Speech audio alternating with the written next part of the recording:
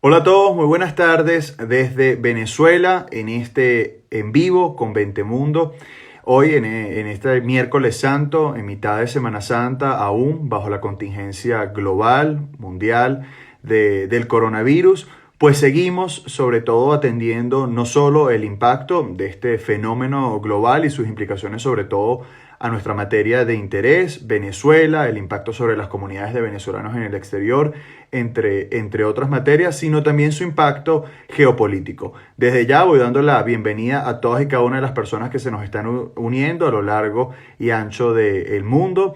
Hoy vamos a estar conversando con una persona cuyos análisis, principalmente vía Twitter, pues han sido no solo de alta difusión, sino han dado en el clavo con las recientes decisiones que se han venido tomando por parte de actores de peso internacional, sobre todo desde Occidente y muy en particularmente la administración de los Estados Unidos.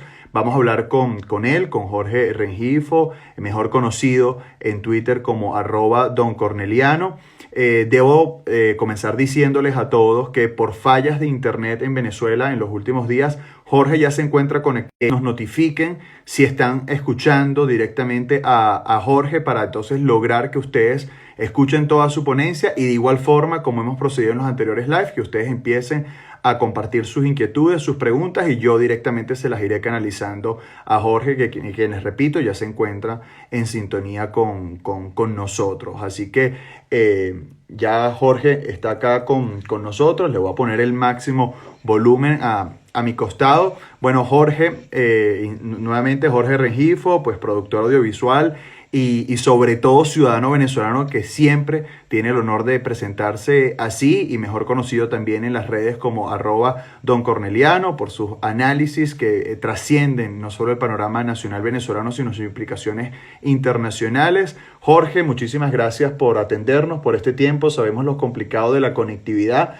pero bueno, lo importante es que aquí estamos, que acá hay venezolanos dentro y fuera del país con mucho entusiasmo e ilusión de escucharte y sobre todo pues empezar a debatir sobre las ideas que hoy nos atañen.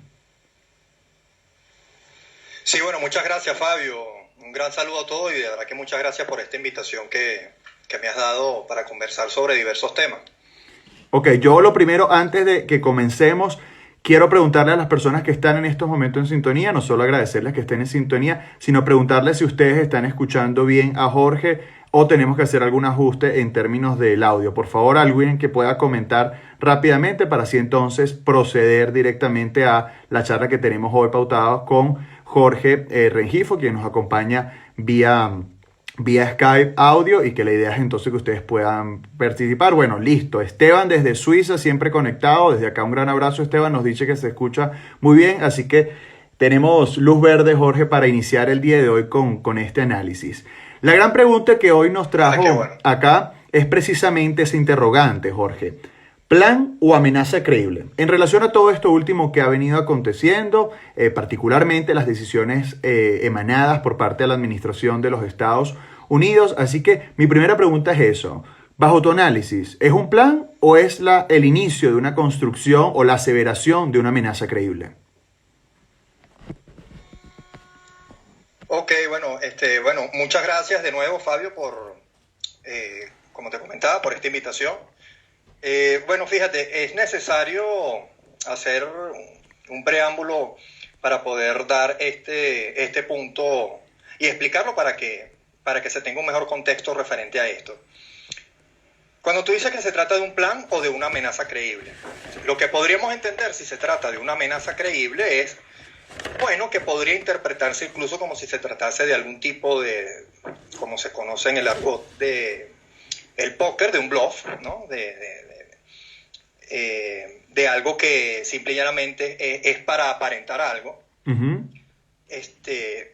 Cuando hablamos de amenaza creíble, pero cuando ya hablamos de un plan, es necesario hacer un recuento de todo lo que ha venido ocurriendo en los últimos 4 años, desde que Donald Trump llega al poder en la Casa Blanca. Los militares específicamente ejercicios con la Marina brasilera, donde uno de los puntos era justamente hacer ejercicios de carácter anfibio de desembarco, por ejemplo, y obviamente para contrarrestar lo que sería el tráfico ilícito de drogas y el terrorismo. Uh-huh. Muy interesante ese punto, ¿no? Eso creo que fue en el 2018, si mal no recuerdo. Correcto, ese ejercicio correcto. que se hizo con la Armada Brasilera. Y seguimos viendo, ¿no? Por ejemplo, cuando se empieza la violencia recíproca, es necesario hacer aquí un pequeño inciso para hablar, por ejemplo, de otros dos puntos que se hablaron referente digamos, a la campaña de libertad o a los diferentes tipos de salidas que pudiesen hacer en una campaña de libertad. Uh-huh. Y uno de los que más se mencionó, por ejemplo, es el R2P. Correcto. El R2P simple y llanamente tiene la alcabala de la ONU. Y la verdad es que en ese momento, cuando veo que mucha gente empieza a hacer campaña por el R2P, a mí la verdad es que tengo que decir que me preocupó. Uh-huh. Porque el R2P, como acabo de decir, él tiene como alcabala la ONU o la PROGRONU. Y el problema justamente con eso es que simplemente puede contar con un veto de Rusia y de China. Correcto. Y simplemente llega hasta allí. Y también vemos, por ejemplo, el 18711 también, otro referente a eso. Entonces vemos toda esta serie de cosas,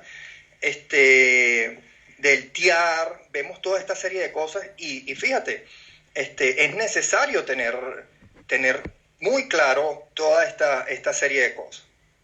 Entonces, fíjate, es necesario también que nosotros, ya saliéndonos, digamos, de este pequeño recuento referente a la campaña del TIAR. Sí, que me permite, inclusive me permite, Jorge, recordar a las personas que se han venido uniendo, y bueno, algunos reportan algunas fallas, de verdad que bueno, hacemos nuestro mejor intento con la problemática del internet en Venezuela. Está hablando Jorge Rengifo, quien viene haciendo pues un histórico de la que ha venido siendo esa escalada pues de presión en contra del régimen por parte de los principales interlocutores de Occidente. Es él quien está hablando. Por problemas precisamente de internet no está la pantalla compartida, no estamos transmitiendo en conjunto, pero Jorge está en vivo en estos momentos y es el audio que ustedes están escuchando. Los invito nuevamente a que sigan participando y dejando sus preguntas, que luego entonces yo también se las iré remitiendo a Jorge.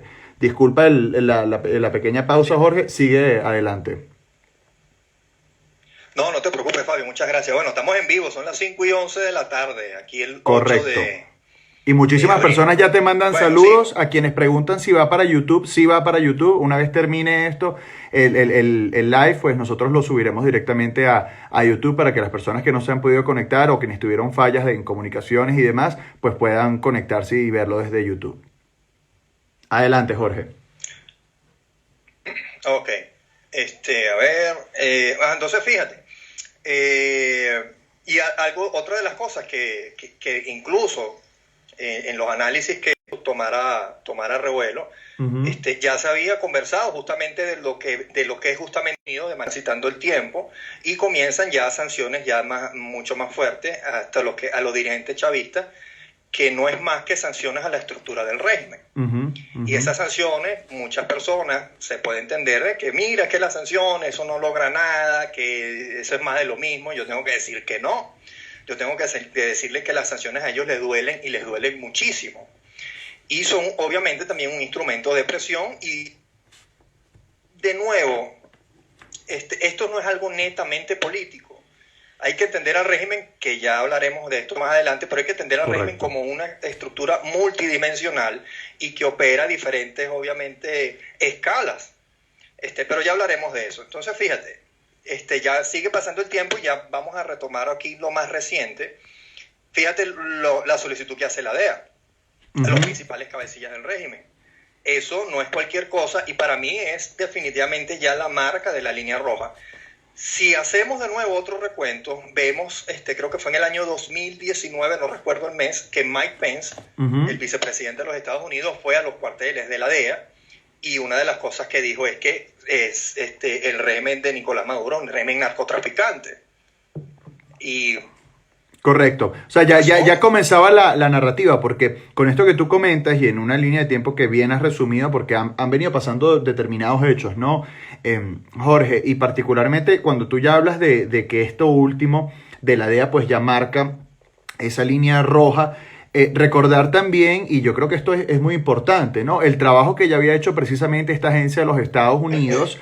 En aquella operación, te acordarás, con el Pollo Carvajal en Aruba, en la Antilla Neerlandesa, que luego intervino pues el gobierno holandés, que hubo mucho intercambio y estábamos hablando aún bajo administración Obama, que sabemos que también ha sido una administración, o fue una administración que pues mucho polvo metió debajo de la alfombra precisamente por uno u otro interés, pero sobre todo el trabajo de la DEA, que nunca ha desistido y a mi criterio, no sé cómo tú lo ves, Jorge, pues ha sido quizás esa de las agencias más importantes en el actuar hoy en relación al conflicto venezolano, y pues estamos viendo que esta última estrategia, este gran operativo histórico, el más grande que se da en el Caribe, pues tiene, entre otras cosas, la esencia de ser un operativo en contra de la droga y pues digamos, el crimen organizado en sus múltiples facetas, ¿no? En el Caribe.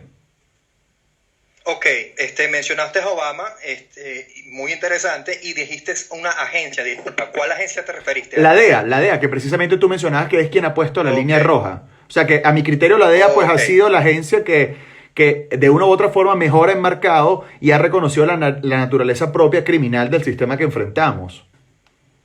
Bueno, aquí, te voy a dar mi opinión. Correcto. Mi opinión referente a eso. Vamos a conversar por último de lo de la DEA. ¿Por qué sacaron a Noriega de Panamá? Por ejemplo, por la droga. No necesariamente. Por los derechos humanos. No necesariamente. El hecho es que lo sacaron. Así es. Y salió, de hecho la historia es bastante cómica de cuáles fueron sus últimos momentos estando en Panamá, bastante simpática, pero el hecho es que salió ese caballerito y salió retratado con agentes de la DEA. Y mencionas obviamente la administración Obama, decir que es nefasto es quedarse poco. Bajo su guardia, la verdad es que no solamente el caso de Venezuela, sino el desastre geopolítico que dejó, no solo para los Estados Unidos, sino para Occidente en sí, fue terrible. Uh-huh. Entonces, obviamente, viene Donald Trump al poder y vemos una serie de reestructuraciones, y solamente en 4 años. Mira lo que está pasando ahorita en Medio Oriente, pero esto sería como que irse un poquito más por las ramas, pero no es algo que podríamos dejar de lado. Fíjate lo que está pasando en Medio Oriente. Correcto. Digamos, esta reestructuración que está pasando en torno incluso a Israel. Uh-huh, uh-huh. Y cómo de una u otra forma se está logrando como cierta nucleación en torno a Israel en contra de Irán, de países como por ejemplo Arabia Saudita. Y obviamente eso sigue en desarrollo, pero es muy importante, y de nuevo eso solamente se logró en 4 años. Se habla incluso también de proyectos gasíferos y petroleros en torno al eje Israel, Chipre y Grecia, los cuales supondría en serio riesgo, digamos, a la suerte de monopolio que tiene, por ejemplo, Rusia con... Totalmente. Con la distribución de gas a Europa. Con lo de gas, claro. Uh-huh, entonces, uh-huh. Ese tipo de cosas, ¿no? Y obviamente también vemos lo que te mencionaba, la reestructuración, que esto digamos que está tangencialmente hecho relacionado con nosotros, digamos lo que anunció, creo que fue esta mañana, creo que fue ayer, creo que fue hoy, que dijo, mira, yo no voy a financiar más a la Organización Mundial de la Salud porque simplemente está tomando una posición pro-China. Y hay que decirlo que la verdad es que esa declaración y esa medida es bastante... Sí, muy importante, muy importante, así es. Es de coraje y mucho más en esta coyuntura que está pasando. Y precisamente ahí, Jorge. Creo que muchos tienen que aprender justamente de esas medidas de coraje, porque no solamente disculpa que te interrumpa, no solamente te estás enfrentando a una organización que obviamente lo que hace es hacerle lobby a países comunistas, violadores de derechos humanos, sino que te estás enfrentando a una matriz de opinión. Y todo esto en un año electoral.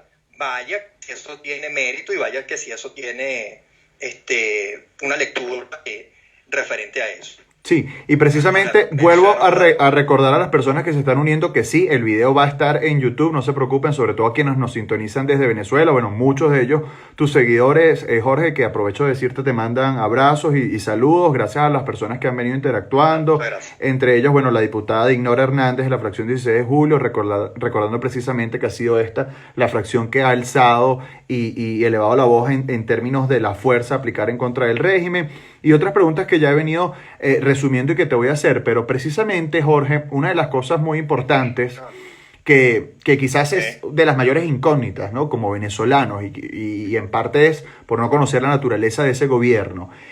Muchas veces, y lo tomo como ejemplo de esta declaración que tú mencionas de Trump, que a mi criterio no es aislada de todo esto que está ocurriendo, está dentro del panorama geopolítico sobre el tema del sesgo, pero de un sesgo antiético y en este caso antihumano por lo que está sucediendo con el tema del coronavirus de parte del presidente de la Organización Mundial de la Salud ante el tema chino. E inclusive lo que Trump decía, ustedes nos habían recomendado no cerrar pues los vuelos y mantener abierta esa vía de conexión China-Estados Unidos. ¿Cuáles eran las intenciones que habían detrás de mantener nosotros los vuelos y esas vías abiertas con China?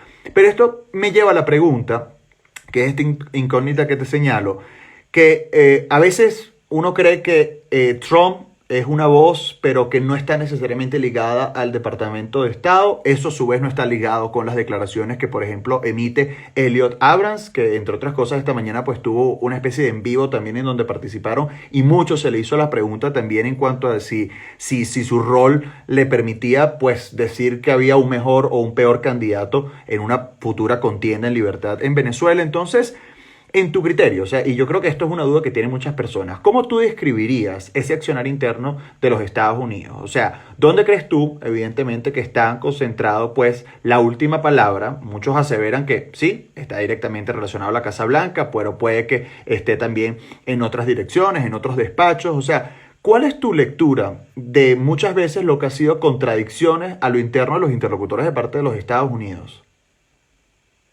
Bueno, fíjate,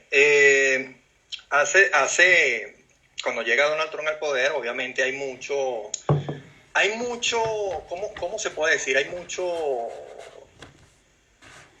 gente pescando en ríos revueltos, por decirlo de alguna manera, en términos más coloquiales. Uh-huh. Y gente que obviamente fueron fichas, vaya usted a saber de quién,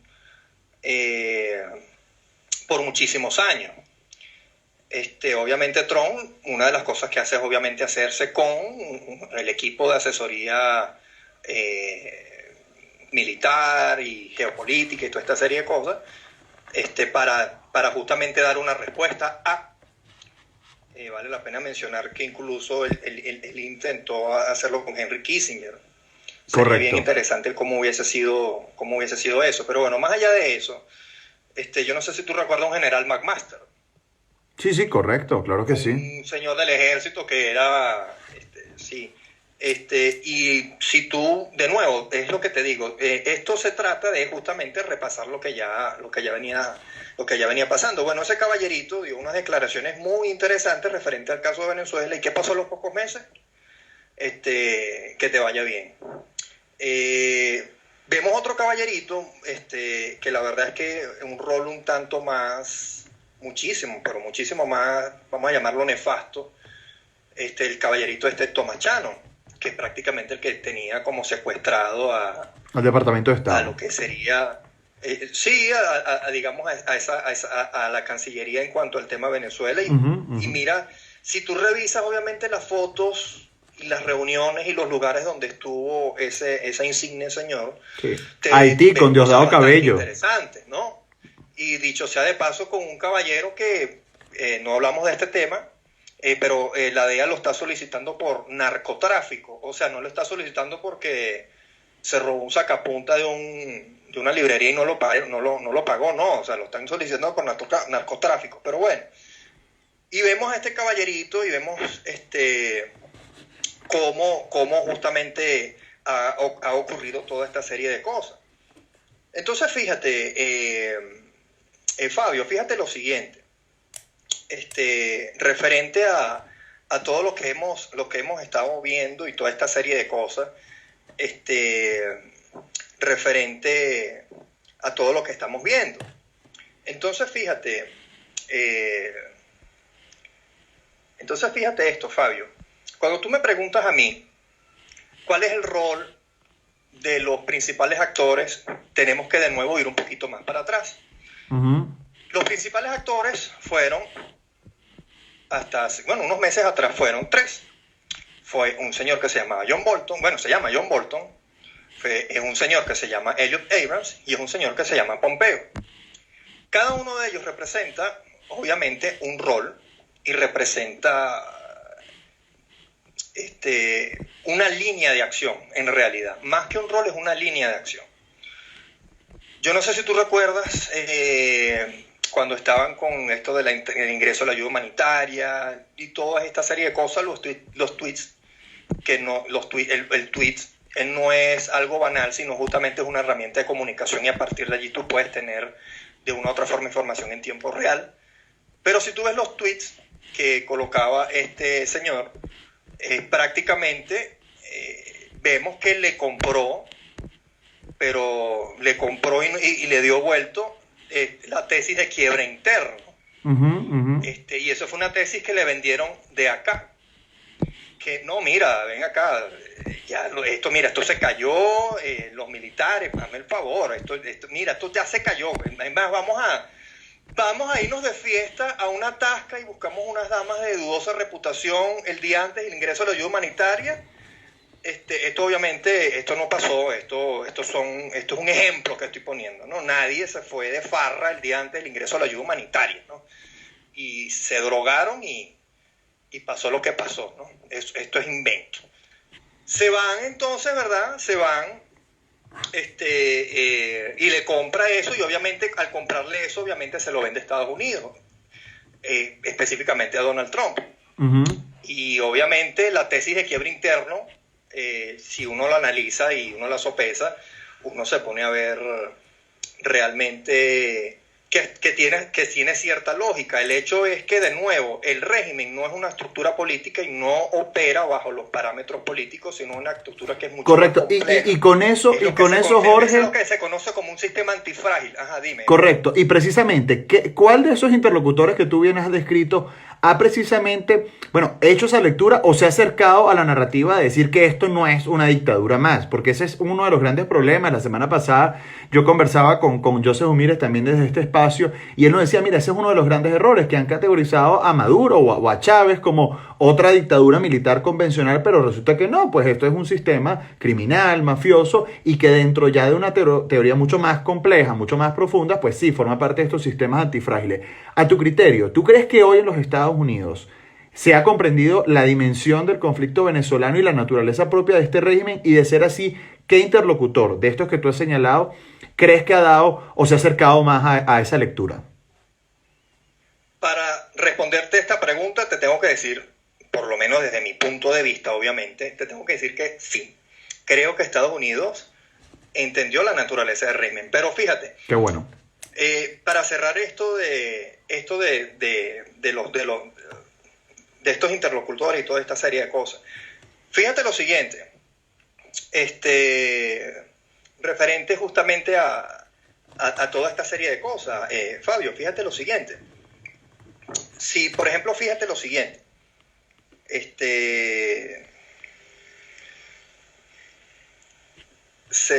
Aquí, fíjate lo siguiente, Fabio. Uh-huh. Un segundito.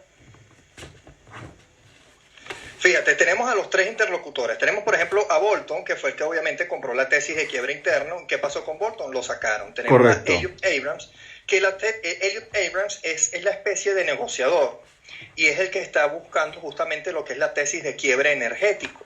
Uh-huh. Y el quiebre energético, tengo que decir, y obviamente de negociación a través de presiones. Sí. Y eso es lo que ahorita está tomando bastante auge. Y también tenemos el otro frente, que es vamos a llamarlo la facción Pompeo o el Frente Pompeo, que es obviamente el frente netamente militar. Y en el Frente Pompeo también tenemos que citar al señor Mark Esper.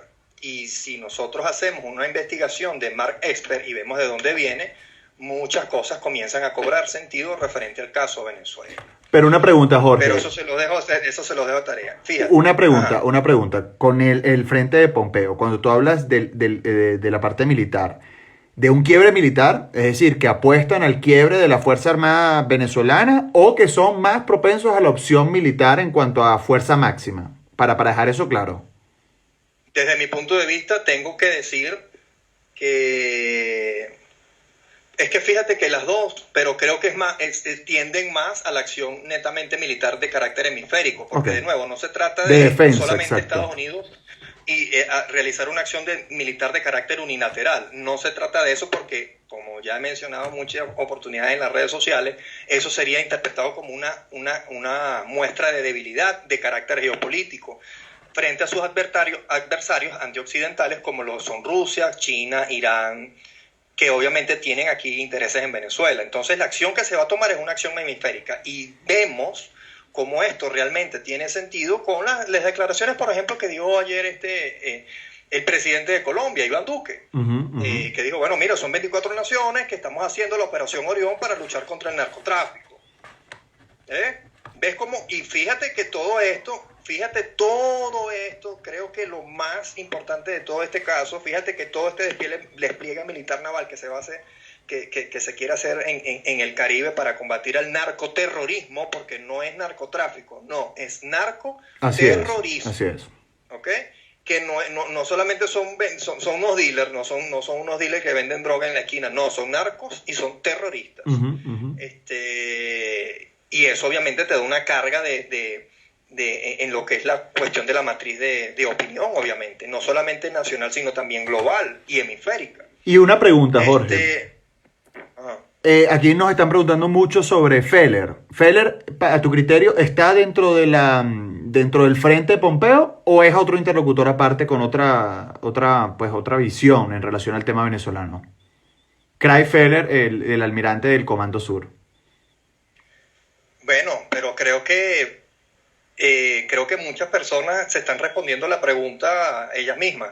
Craig Feller es un militar, y es un militar de una institución, obviamente. Y en países funciona, obviamente, la que es la institucionalidad. Eso no es como, por ejemplo, la aberración que ocurrió en Venezuela, porque esa es la otra cuestión. Lo que pasa es que, de nuevo, este es un tema bastante complejo. Y aquí pueden salir muchas conversaciones, pero Craig Feller, obviamente, ¿qué es lo que hace Craig Feller como buen militar? Seguir órdenes. ¿Qué te quiero decir con esto? Que Craig Feller no se manda solo. Realmente la gente cree que Craig Feller, es decir, un militar, se manda solo. Cuando empieza a mandarse solo, fíjate, en esos países, en los países donde realmente pueden enfrentar un juicio militar, incluso los pueden hasta ejecutar, por ejemplo, por el delito de insubordinación.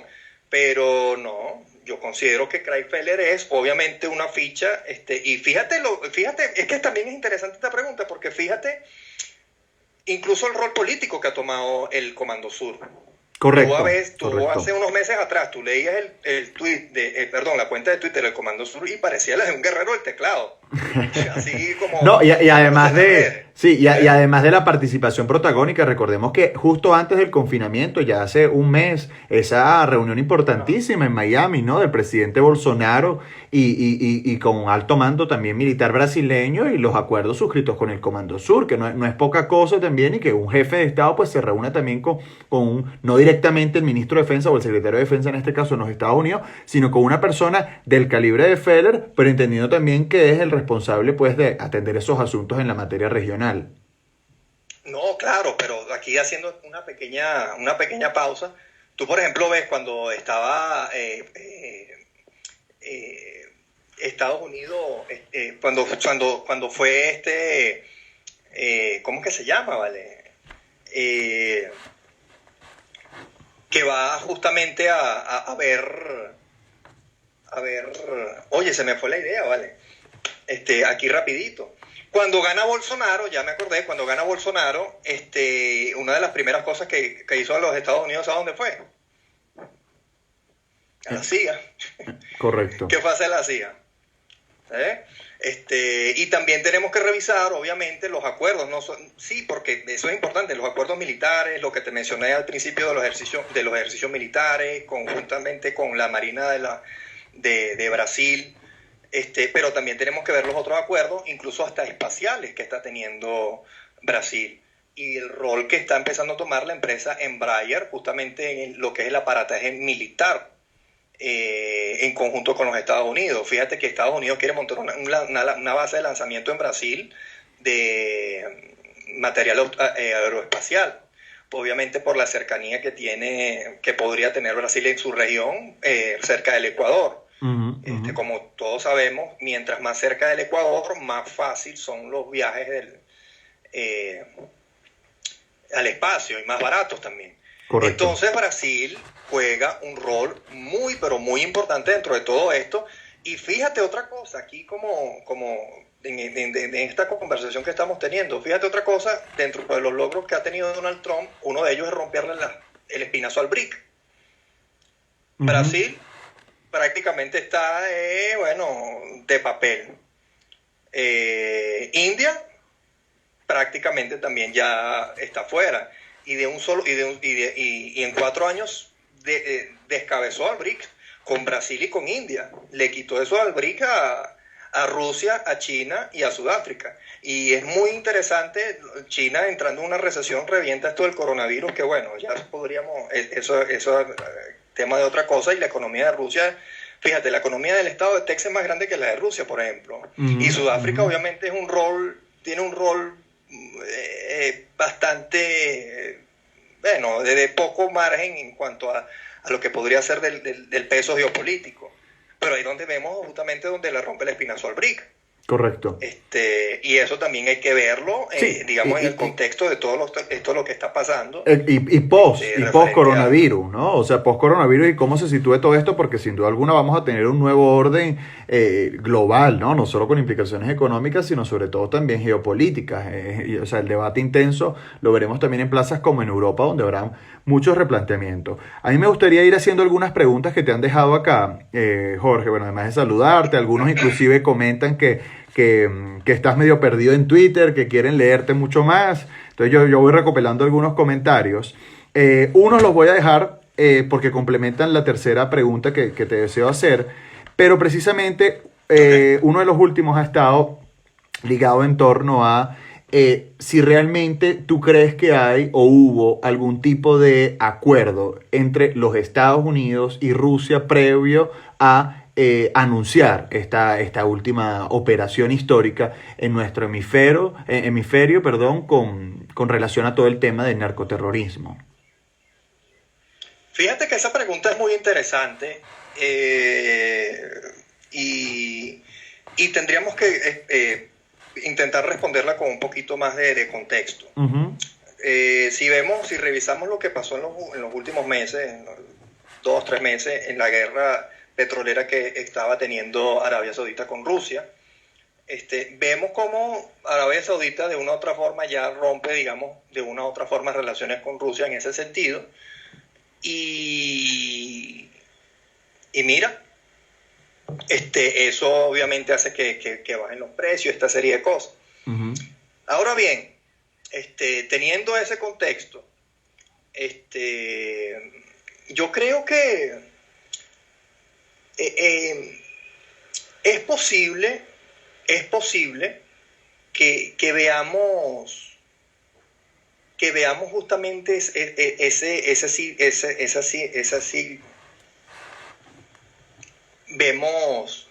vemos esta serie de cosas frente a esto. Yo creo que es posible que haya existido una comunicación entre Estados Unidos y Rusia, obviamente Rusia pidiendo de una u otra forma que interceda con Arabia Saudita para lograr algún acuerdo petrolero, y obviamente Estados Unidos a su vez le dice a Rusia, bueno, poco a poco empieza a desaparecer de Venezuela. Es una posibilidad y no me parece nada descabellada. ¿Y tú crees en parte? Dicho sea de paso que yo creo que para nadie es un secreto que a Maduro está protegiendo unos caballeritos que están relacionados o son directamente del Wagner Group. Y no solamente son los cubanos los que están detrás de la seguridad de Maduro, sino incluso el Wagner Group, y ya sabemos cómo responden los mercenarios en dado caso. Y también cómo responden los rusos en dado caso cuando se trata obviamente de sus intereses. No sé si me ibas a preguntar algo, disculpe. No, ahí precisamente nos hacen una pregunta inmediatamente y no sé si tiene sentido entonces que si tras esta potencial conversación que se tuviese o intermediación para sopesar la tensión con Arabia Saudita, que además tuvieron un récord histórico, o sea, superaron los 12 millones de barriles de petróleo en cuanto a producción, o sea, es un récord histórico en toda la OPEP y a nivel del mercado global de petróleo. Si esto también lleva o a partir de esta llamada o esta potencial conversación, pues tuviesen ciertas implicaciones como lo que se ha venido también viendo en las redes y en la opinión pública del desalojo de militares rusos de Venezuela, inclusive de personal diplomático en estas últimas semanas. Y otros también el análisis que hacen, y en parte también lo compartía la semana pasada Joseph, de ya, o sea, Rusia pues empezarse a preocupar un poco por sus problemas internos que son muchos, y quizás entonces la beligerancia actual del conflicto venezolano en términos de apadrinaje a Venezuela pues recayese más en China y en Irán. Es decir, una Rusia que se ha venido ya desprendiendo e internamente o indirectamente pudiésemos decir que ha renunciado a tener un mayor control o posesión en suelo venezolano. Yo tengo que decir que no estoy muy de acuerdo con eso. Fíjate que referente a lo que estás mencionando de la salida del personal ruso, eso, de hecho yo lo vi, pero eso es una noticia del año pasado y terminó siendo palabras más, palabras menos fake news. Uh-huh. Yo más bien creo que Rusia lo que está es justamente atrincherándose. Y también tenemos que revisar, este es el otro punto, también tenemos que revisar el papel, por ejemplo, de Rosneft. Correcto, entonces, que eso fue lo más real. Fíjate que toda esta serie de cosas son,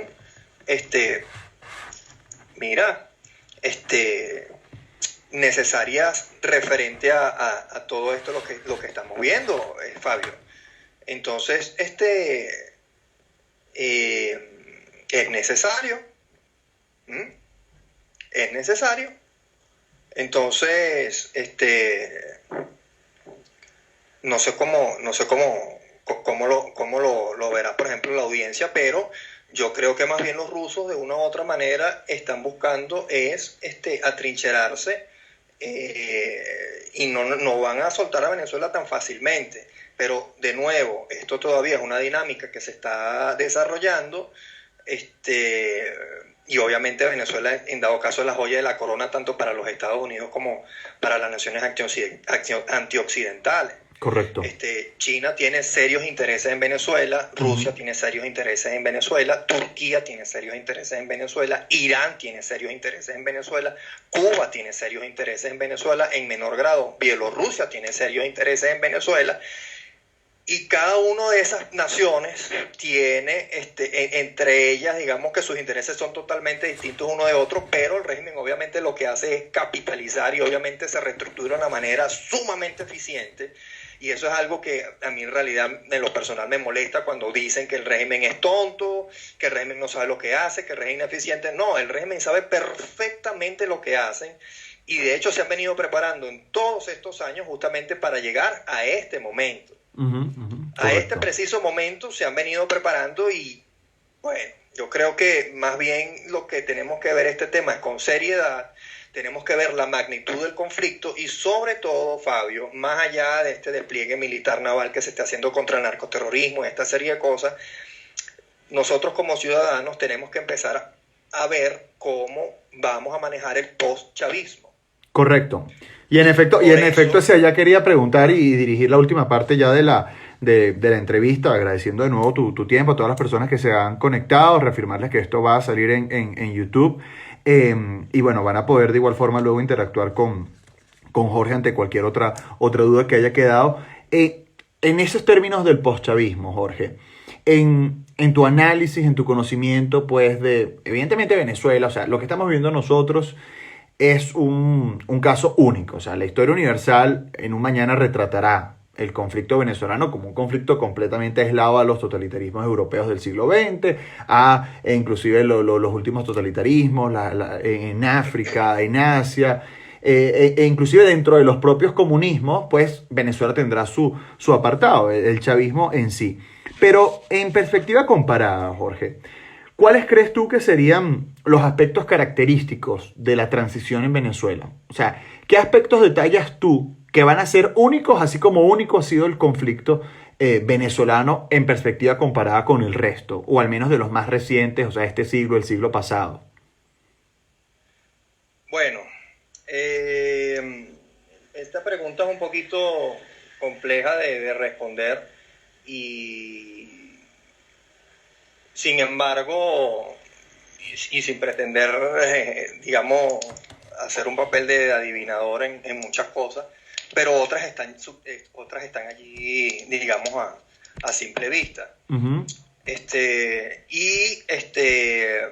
Otras también dependen obviamente de las organizaciones políticas referente a cómo van a manejar el poschavismo.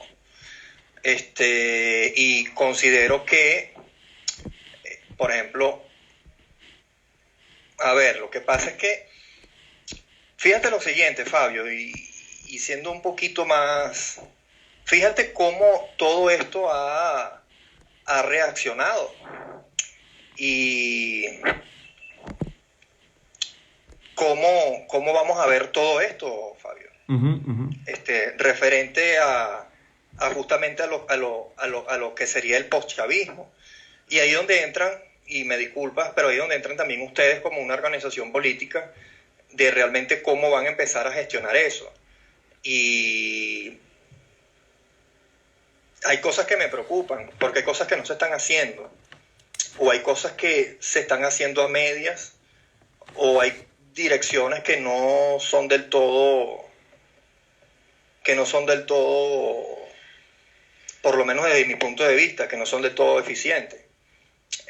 Como por ejemplo lo que te mencionaba hace rato, por ejemplo el R2P. El R2P conduce a un callejón sin salida. La acción correcta es el TIAR, tal cual como lo estamos viendo ahorita.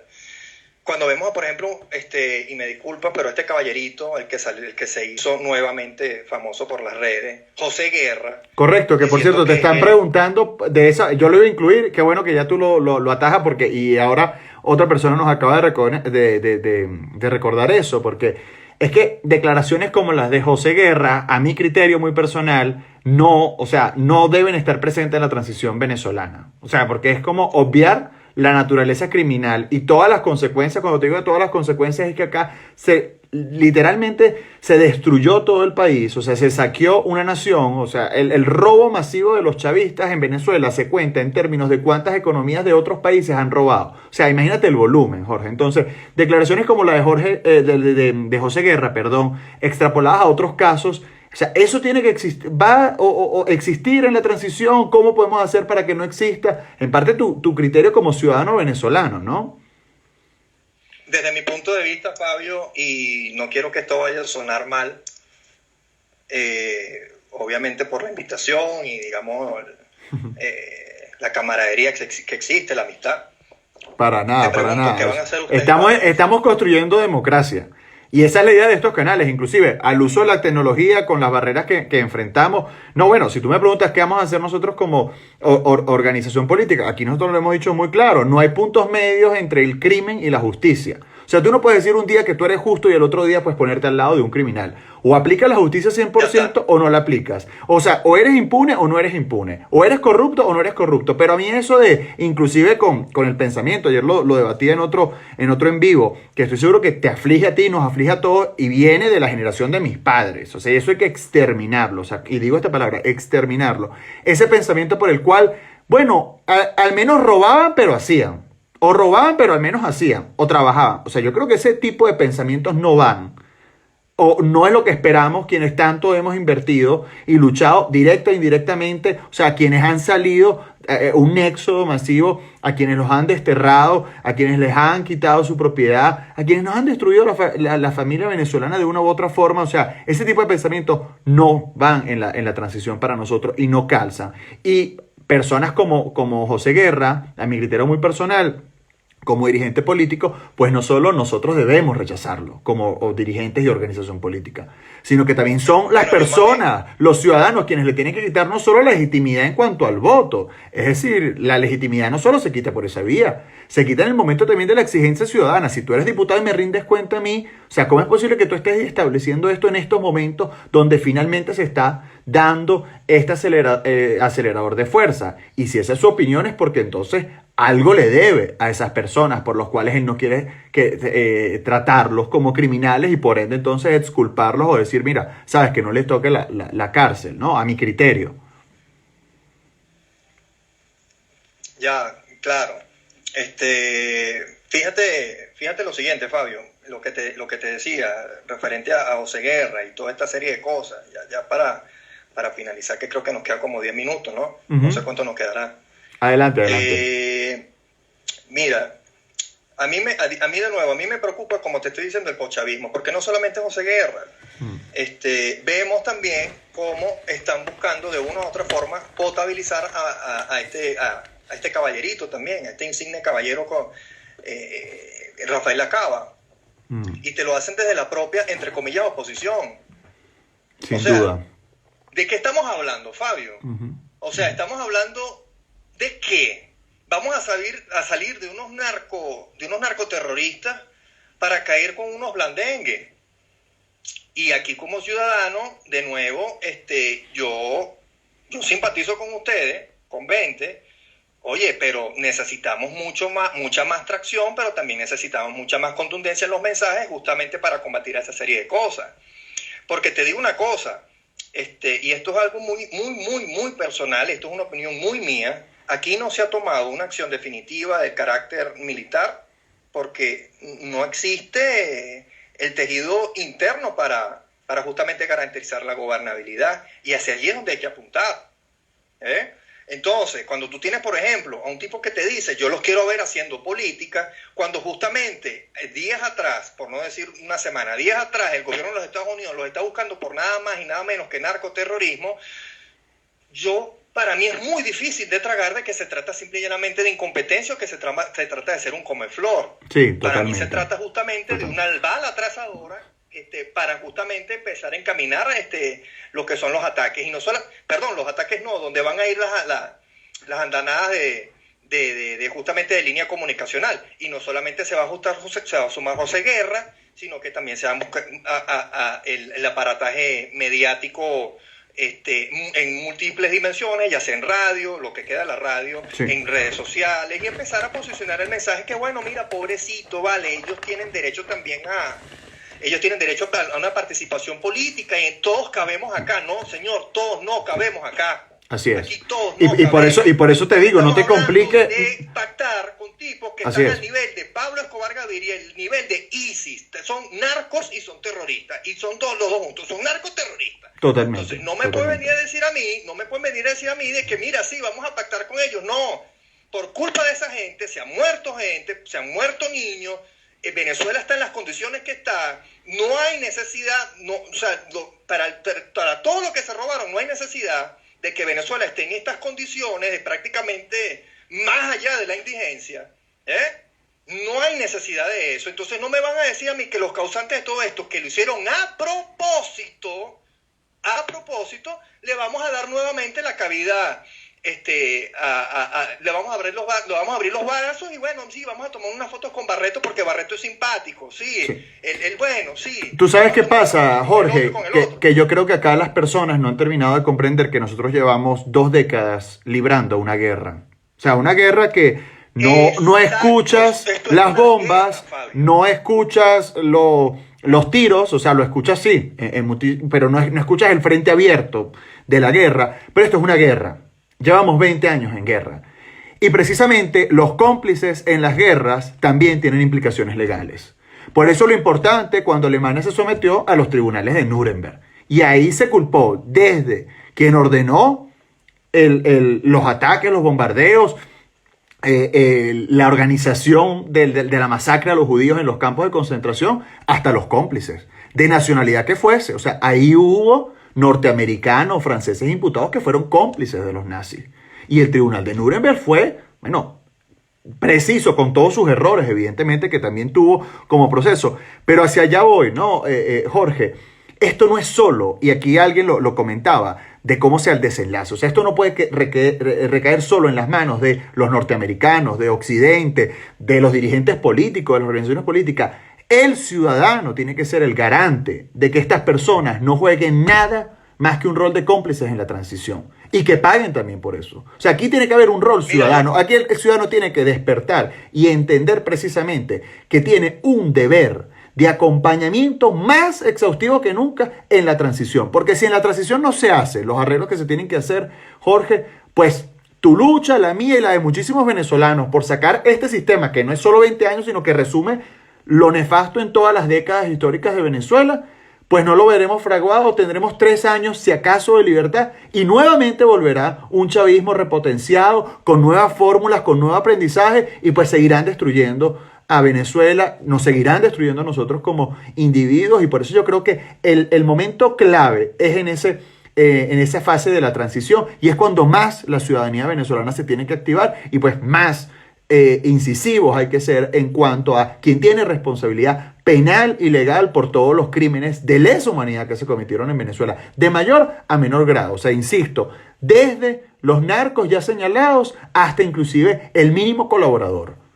Porque o sea, el desguace en Venezuela ha sido genérico y en muchas zonas. Y yo en lo personal, Jorge, en este momento también, porque a veces uno dice, bueno, dirigente político, y es que uno no deja de ser ciudadano. Es que aquí tiene que caer, o sea, caiga quien caiga. Deportistas, artistas, periodistas, empresarios, políticos, caiga quien caiga. O sea, aquí tiene que caer todo, todo. Así como viene todo el peso de la ley, que caiga todo el que tiene que caer. Esa va a ser la mejor garantía que nosotros como individuos de bien, decentes, dignos, que hemos embatido, que hemos luchado, pues vamos a ser una nación desde cero. Y yo estoy seguro que personas como tú cuentan en eso.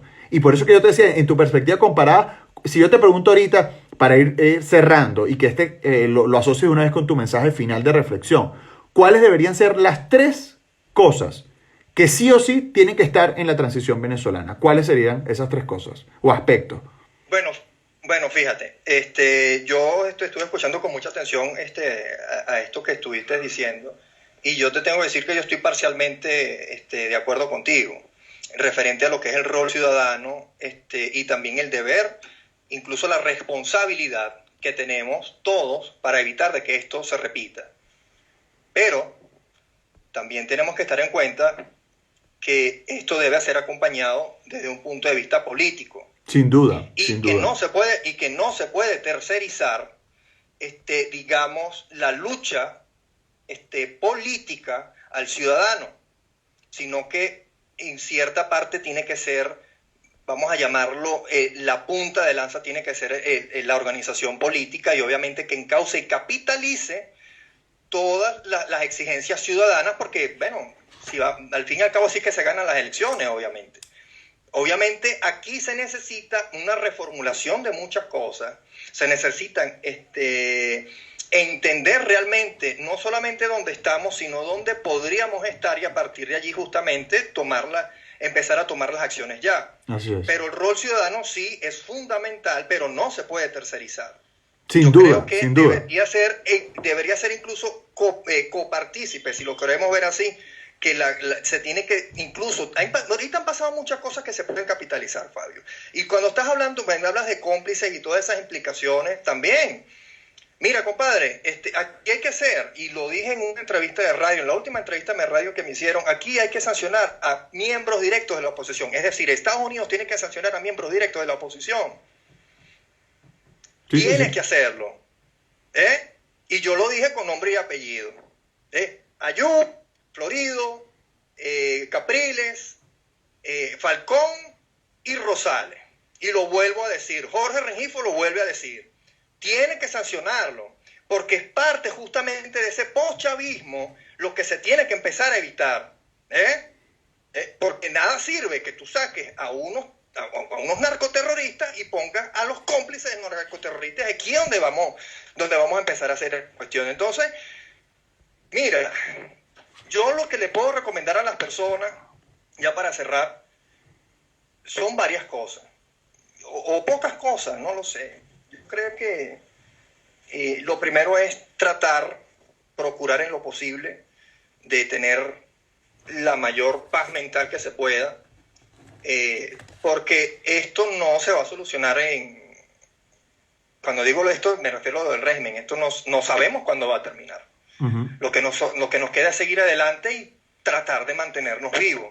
Y ahora tenemos obviamente esta coyuntura del coronavirus, la cuestión de la gasolina y una serie de cosas que, bueno, uno le pone en la cabeza, se le pone en la cabeza así grandota. Y